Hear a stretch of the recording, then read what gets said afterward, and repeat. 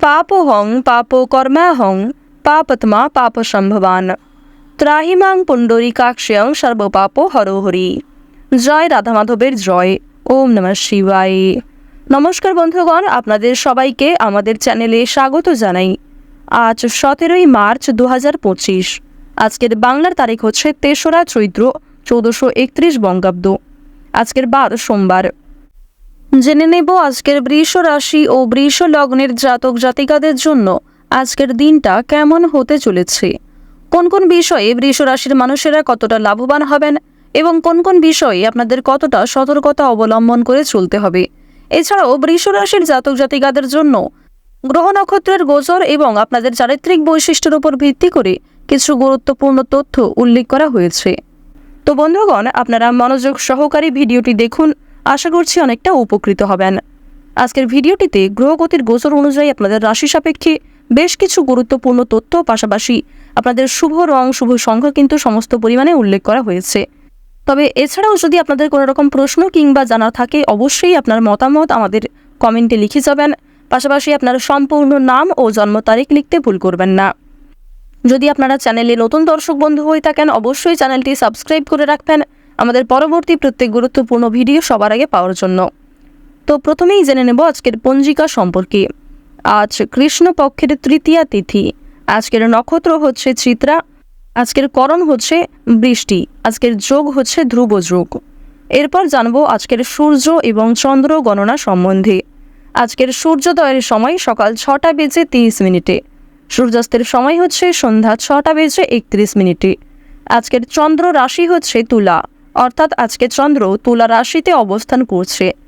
আজকের দিনের চন্দ্রোদয়ের সময় হচ্ছে রাত্রি 9টা বেজে 17 মিনিটে। চন্দ্রাস্তের সময় পরদিন সকাল 7টা বেজে 48 মিনিট ও 59 সেকেন্ডে।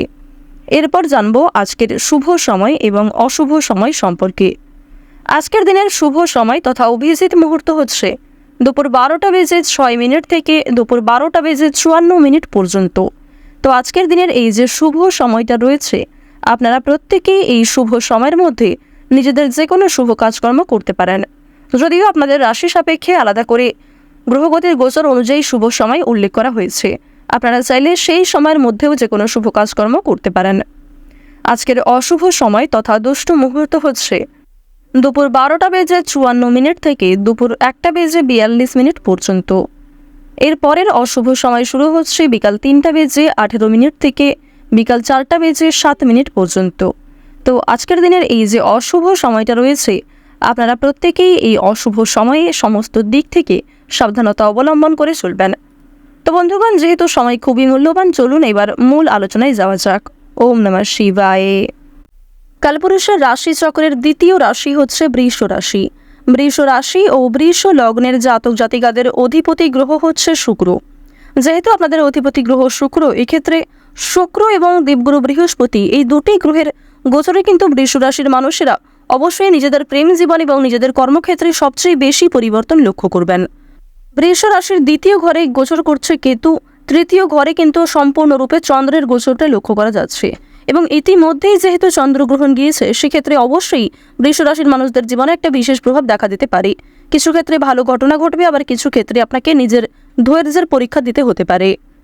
বৃষ রাশি ও বৃষ লগ্নের জাতক জাতিকাদের সাপেক্ষে সপ্তম ঘরে এবং একাদশ ঘরে বুধের গোচর কিছুটা হলেও শুভ জায়গায় রয়েছে এবং ধীরে ধীরে এটি আরও মজবুত জায়গায় যেতে শুরু করবে।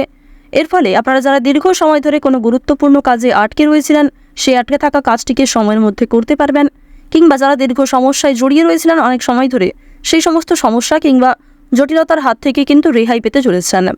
প্রথমেই জানিয়ে রাখি, যারা দীর্ঘ সময় ধরে স্বাস্থ্যের সমস্যায় ভুগছিলেন, স্বাস্থ্যের দিক থেকে যারা খুব একটা উন্নতি লক্ষ্য করতে পারছিলেন না, তাদের জন্য সময়টা অত্যন্ত সুলভভাবে কাটতে চলেছে।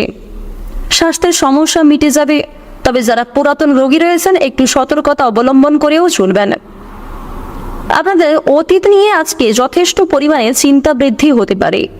কোনো কাজের জন্য অনুতাপ বোধ করবেন। পূর্বে করা কিছু ভালো কাজের পুরস্কার প্রাপ্তি হতে পারে। পূর্বে করা কিছু ভালো কাজের জন্য আপনারা আপনার বন্ধু বান্ধব কিংবা পাড়া প্রতিবেশীদের কাছ থেকে যথেষ্ট সুনাম অর্জন করতে পারবেন। সামাজিক সুনাম বৃদ্ধির জন্য আজকের দিনটা কিন্তু উপযুক্ত দিন। যারা অংশীদারি ব্যবসার সঙ্গে যুক্ত রয়েছেন, অংশীদারি ব্যবসা কিন্তু আপনাদের আজকে অত্যন্ত ভালোভাবে কাটবে এবং ব্যবসাপাতির ক্ষেত্রে যে সমস্যা চলছিল সেগুলি কিন্তু দূর হয়ে যাবে। ভাই বোনেদের কাছ থেকে সাহায্য পেতে পারেন। বিশেষ করে আর্থিক দিক থেকে কোনো ক্ষেত্রে সহযোগিতা প্রয়োজন হলে ভাই বোনেরা কিন্তু আপনাকে যথেষ্ট পরিমাণে সাহায্য করবে। দাম্পত্য সম্পর্কে উন্নতির যোগ রয়েছে।